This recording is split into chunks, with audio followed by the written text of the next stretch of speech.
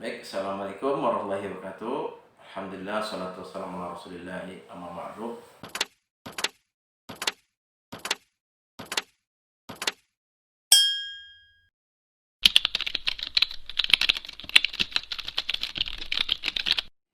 Bisa, insya Allah. Artinya itu disebutnya anggota luar biasa. Kalau dari sisi pembukuan koperasi, itu disebutnya adalah anggota luar biasa. Artinya ada sahabat kita, teman kita yang ikut berinvestasi di modal penyertaan ya, sesuai dengan proyek yang kita akan lakukan insya Allah.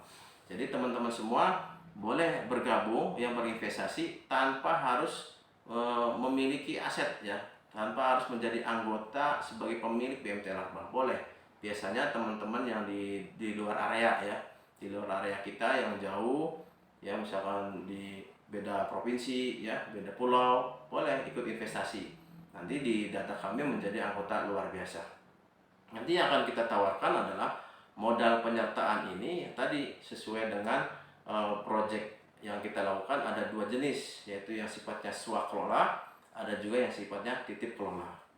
Jadi yang swakelola itu yang sifatnya betul-betul dikerjakan oleh tim BMTL Arba itu sendiri secara langsung ya.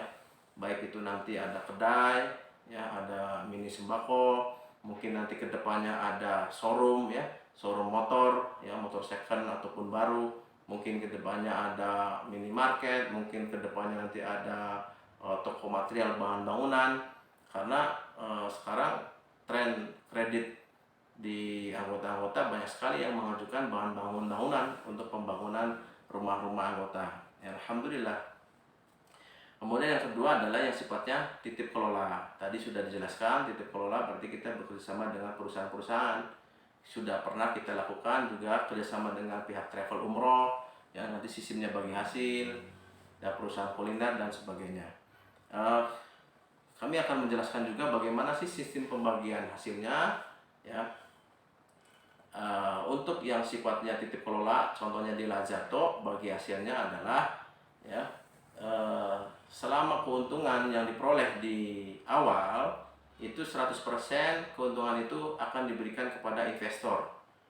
Namun untuk fee ya atau jasa daripada BMT Larba akan kita potong dari jatah investor itu sebanyak 10%. Nah, sebagai contoh misalkan outlet Lazato ini bulan pertama dia mendapatkan keuntungan 20 juta.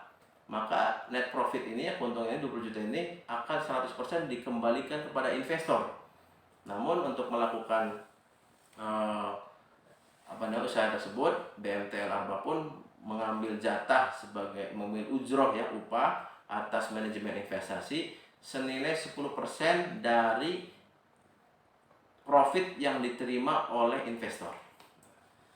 Kemudian seterusnya dilakukan pembagian hasil tersebut sampai investor itu menerima 100% modal yang dikeluarkan, atau kita sebut return of investment.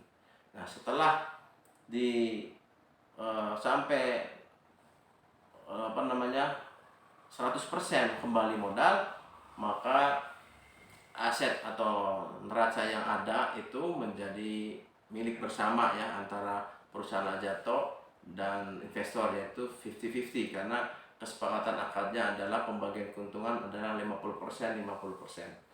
Nah, kemudian dari keuntungan yang ada setelah ROI itu, setelah kembali modal, kita akan membagi keuntungan berdasarkan kesepakatan, yaitu 50%.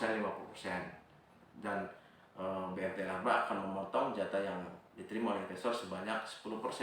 Jadi 90%-nya akan kita kembalikan kepada para investor.